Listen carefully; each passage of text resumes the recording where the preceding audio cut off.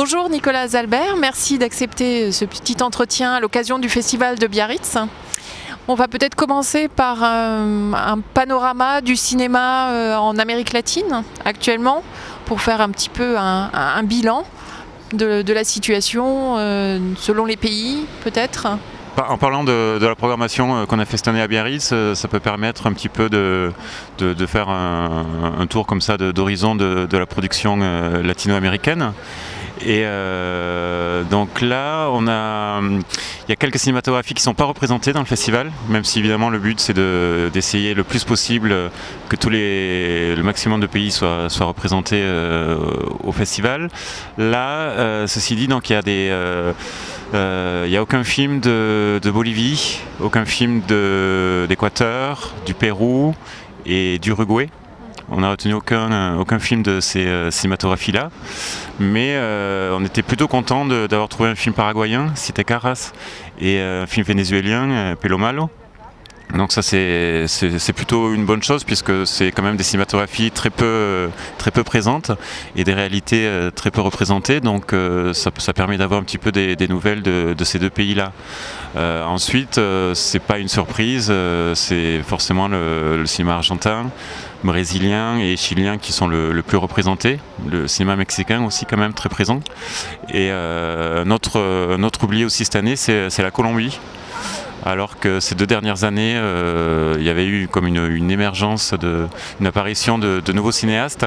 Là, on n'a rien vu d'intéressant cette année, mais c'est aussi normal. Je veux dire, les films comme La Sirga ou La Playa qui étaient à Cannes il y a 2 ans, c'était un peu les précurseurs. Donc il faut attendre encore un peu de temps pour que d'autres cinéastes arrivent et que fassent leur prochain film. Donc ça prendra du temps, mais la Colombie est quand même un cinéma à prendre en compte aujourd'hui.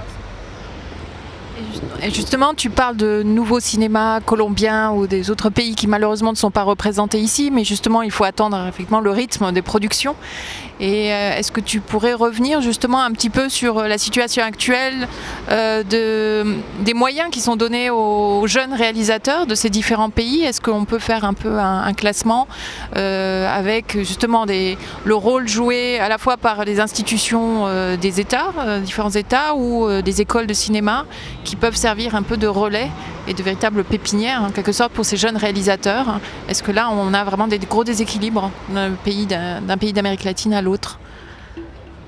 Alors effectivement, dans beaucoup de pays, il n'y a pas encore ce qu'on appelle une industrie cinématographique, contrairement à des pays, une nouvelle fois, comme l'Argentine, le Brésil ou le Chili, qui ont historiquement une industrie. Ensuite, ça passe essentiellement par une volonté politique.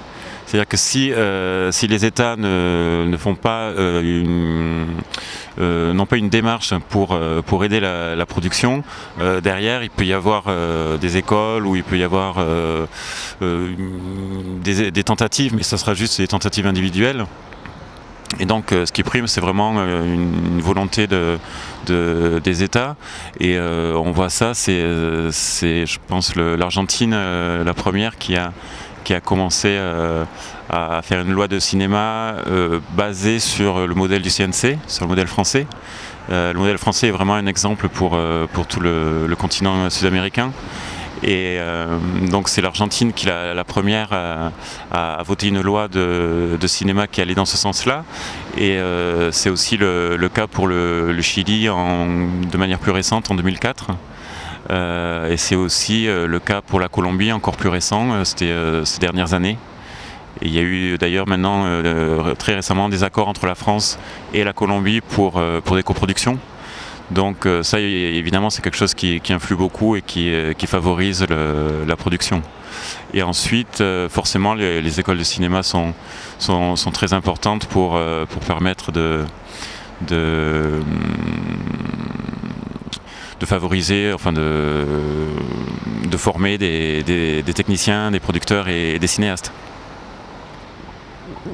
Il y a le festival de Saint-Sébastien qui est pas très loin d'ici, et l'année dernière, si je ne me trompe pas, ils ont créé un forum justement pour favoriser la coproduction, des coproductions entre l'Europe et les pays d'Amérique latine. Et est-ce qu'on retrouve ce genre d'initiative d'autres endroits et aussi avec d'autres parties, le continent l'Amérique du Nord, etc., avec les pays d'Amérique latine, ou est-ce que c'est une spécificité des liens entre justement l'Europe et l'Amérique latine, comme tu l'as dit, la France et son modèle d'industrie cinématographique qui sert de modèle, ou voilà. Oui, ça reste quand même une spécificité européenne, parce que tu parles de l'Espagne. Il y avait aussi le programme Ibermedia, qui aujourd'hui malheureusement avec le contexte espagnol est un peu remis en question. Le fonds Uberbals aux Pays-Bas, ou l'ancien fonds Sud qui est maintenant une aide aux pays du monde, hein, c'est ça? Donc c'est surtout l'Europe effectivement qui permet d'aider les cinématographies latino-américaines. Et là, apparemment, il y a, mais ça étonnera personne, le Qatar qui, avec le festival de Dubaï, qui maintenant essaye de lancer des ponts avec l'Amérique du Sud. Les festivals sont des lieux cruciaux pour les jeunes cinématographies, et y compris pour les industries cinématographiques encore un peu fragiles. Et alors, sur le continent américain, en Amérique du Sud, quels sont un peu les lieux parce qu'on a les vieux festivals qui datent même des années 50, et il y en a des plus récents. Est-ce que là, tu peux aussi faire une géographie festivalière des pays d'Amérique latine et voir un peu en quoi ils peuvent servir de relais pour ces cinémas? Alors parmi les festivals, effectivement, il y a le festival de Carthagène en Colombie, qui est, je pense, le plus ancien d'Amérique du Sud. En Argentine, on trouve aussi le festival de Mar del Plata, qui pendant un moment avait arrêté et puis a repris depuis la décennie dernière, je pense. Et donc là, c'est des festivals, on va dire, un peu qui essaye d'imiter un petit peu le Festival de Cannes, donc c'est un peu tapis rouge et star international. Donc c'est pas forcément de ce côté-là qui, je pense que ces festivals peuvent vraiment aider les jeunes cinéastes, mais bon, en Argentine on voit bien le Bafisi par contre, hein, qui a pleinement participé à l'essor du nouveau cinéma argentin. Qui est très récent, oui, puisque c'est 95, je crois, ou dans ces années-là, et qui a permis voilà, de découvrir Pablo Trapero, Lisandro Alonso ou Lucrecia Martel. Donc là, c'était un festival qui a vraiment aidé les jeunes cinéastes. Et on retrouve ça au Chili avec le festival de Valdivia. Et donc effectivement, le rôle des festivals est très important, parce que ça permet effectivement à ces films-là d'être diffusés, alors que pour la plupart ce sont des productions indépendantes et qui n'ont pas forcément de distributeurs, donc les films ne peuvent pas sortir en salle commerciale. Donc ça leur donne une visibilité à la fois dans leur pays, mais aussi au regard étranger, puisqu'il y a quand même voilà, beaucoup de journalistes ou de producteurs étrangers qui vont dans ces festivals-là. Donc, et ça leur permet justement aussi d'attirer l'attention des fonds d'aide que je mentionnais tout à l'heure, Ibermedia, fonds Uberbals. Et donc c'est vraiment des plaques tournantes très importantes. Et ensuite, en parlant des festivals, mais là du coup festival en Europe, donc c'est aussi très bien, puisque forcément ça permet de voir ces films-là, mais il y a aussi un effet un peu pervers qui fait que à la fin c'est un peu l'objectif de certains cinéastes de passer dans ces festivals-là. Et donc, je ne sais pas très bien dans quelle mesure les projets qu'ils développent ne sont pas faits aussi consciemment ou inconsciemment pour ce public-là. Et donc, renvoyer à l'arrivée une image qui est un peu l'image que l'Europe veut avoir de l'Amérique du Sud, avec toujours un petit peu les mêmes clichés, les mêmes images véhiculées, que sont la violence, la misère, la drogue. Voilà, donc je crois qu'il faut faire assez attention de cet effet un peu pervers et faire en sorte que les cinéastes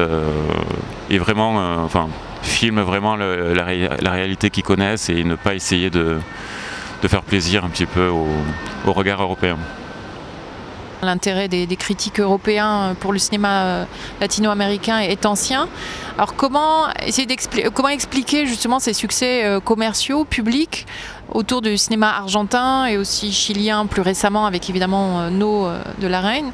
Est-ce que c'est lié beaucoup à l'histoire politique et aux mouvements sociaux aussi qui placent l'Amérique latine, ces pays un peu en devant de l'actualité? Comment expliquer justement cet intérêt que l'on peut vraiment constater dans les festivals, mais pas que dans les festivals justement, aussi dans les salles de cinéma en Europe? Je pense que l'intérêt que peut susciter le cinéma d'Amérique du Sud vient en grande partie des réalités des pays, de ces cinématographies-là, et qui fait que comme ce sont des pays généralement traversés par des crises ou qui connaissent de grosses inégalités sociales ou qui ont une histoire politique très forte avec des dictatures. Je pense que dans ces pays-là, il y a une nécessité de s'exprimer de la part de cinéastes, et c'est une nécessité qu'on ne retrouve pas forcément en Europe. Quand je regarde le cinéma français ou européen, je ne vois pas forcément cette nécessité-là, mais en même temps elle se comprend, puisque bon, même si on traverse soi-disant une crise en France, on voit bien que les cinéastes ne sont pas vraiment engagés ou ne filment pas, ne cherchent pas forcément à... Ils racontent leurs histoires, mais on ne sent pas qu'il y a une réalité vraiment française, sociale, qui est, pour la plupart, qu'ils essayent de filmer. Et je pense que l'intérêt du public européen vient aussi de ça, puisqu'il voit bien qu'il y a quelque chose qui se passe là-bas, et que du coup il y a aussi une vraie nécessité de s'exprimer de la part des cinéastes. Mais est-ce que justement cette dimension politique, cette lecture politique est assez marquée des films qui viennent en Europe, qui sont distribués en Europe? Est-ce que ça ne cache pas, je pense, tout reste une production qui, elle, s'inscrit dans d'autres logiques et qui serait du coup peut-être réservée, on en revient à cette question, à un public latino-américain et non pas européen? Est-ce que ça nous déforme pas, enfin ça donne pas une vision un peu déformée de la production? Si, complètement. Il y a effectivement tout un pan de ces cinématographies-là qui ne sont pas présentées ni en festival ni distribuées en salle.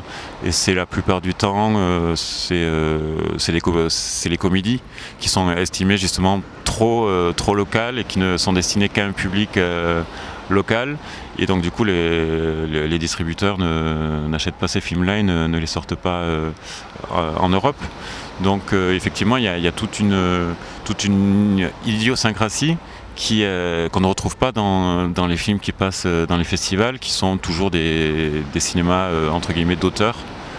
Et donc effectivement il y a une réalité qui n'est pas montrée, mais ça vaut je pense pour toutes les cinématographies. Il y a des films français qui sont estimés trop franchouillards et qui ne sont pas distribués à l'étranger. Alors cette année au festival de Biarritz, le point fort c'est la programmation du cinéma chilien, avec une mini rétrospective des films de Pablo Larraín notamment, avec la présence de un de ses acteurs fétiches dans le jury. Alors ce cinéma chilien, en fait, il connaît à la suite de la chute du gouvernement Allende, il y a eu tous les exilés, les cinéastes exilés chiliens, et de nombreux réalisateurs se sont réfugiés en Europe, en Espagne et en France principalement. Donc il y a des liens anciens entre les réalisateurs français et les réalisateurs chiliens.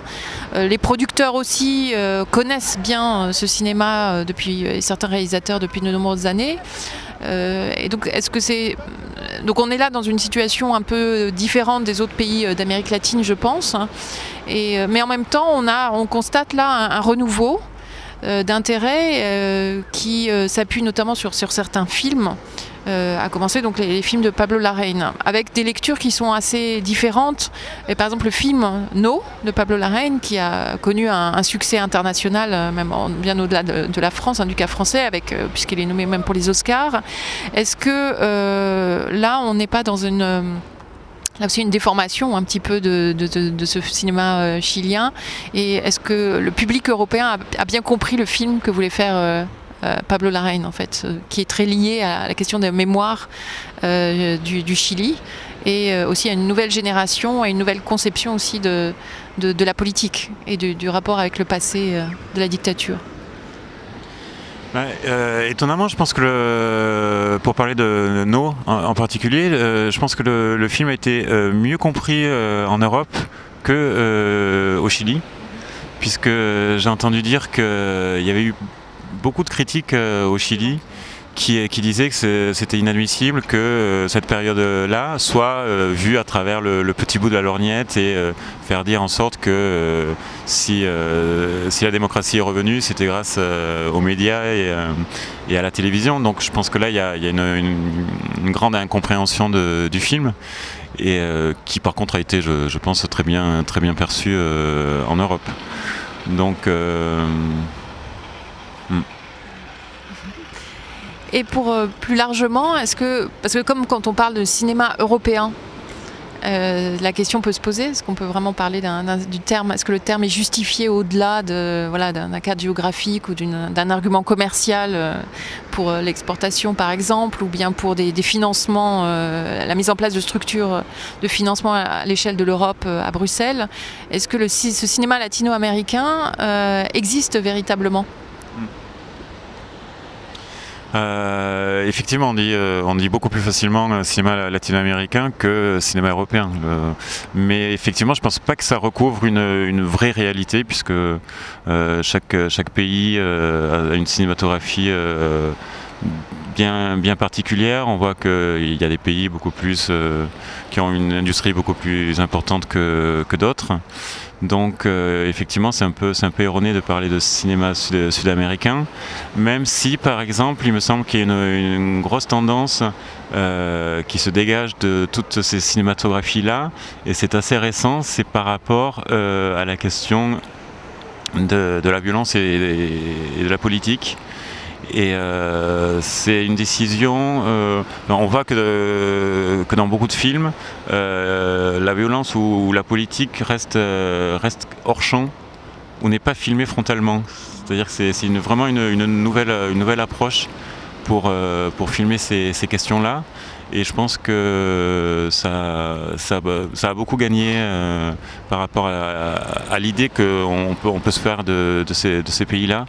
Et plutôt que des films comme Ciudad de Dios ou Tropa de Elite au Brésil, qui sont vraiment la caricature d'une représentation très complaisante de la violence, les jeunes cinéastes d'aujourd'hui ont compris que il fallait éviter justement de peut-être filmer cette violence-là, parce que la fascination reste toujours, et donc c'est pas le meilleur moyen de dénoncer la violence, mais que en la laissant hors champ ou en ayant une approche un peu biaisée, ça permettait de faire comprendre aussi d'autres rapports au réel et à cette violence-là.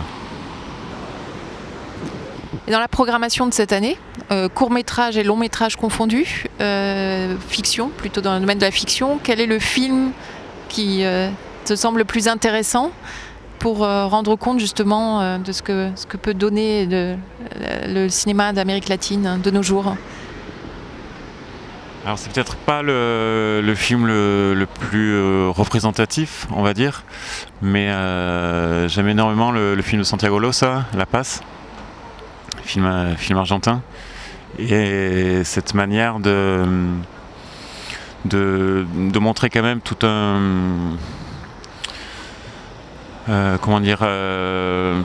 un état d'esprit, un rapport au monde qui me semble quand même assez emblématique de ce qui peut être vécu par exemple en Argentine, et plutôt que justement revenir ou ressasser des histoires de la dictature, puisque c'est assez compréhensible qui est aujourd'hui avec des jeunes cinéastes un retour de films sur cette période-là, qui l'ont pas vécu ou très peu vécu, mais comme le pays est encore très marqué, c'est normal qu'ils reviennent là-dessus.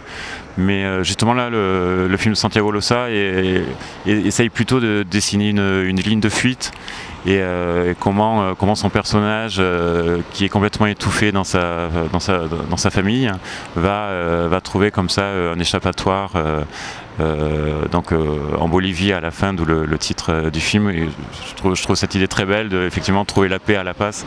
Et le film dresse comme ça un portrait vraiment très subtil d'un rapport au monde qui est, je pense, assez représentatif de l'Argentine. Ah, merci. Merci à toi.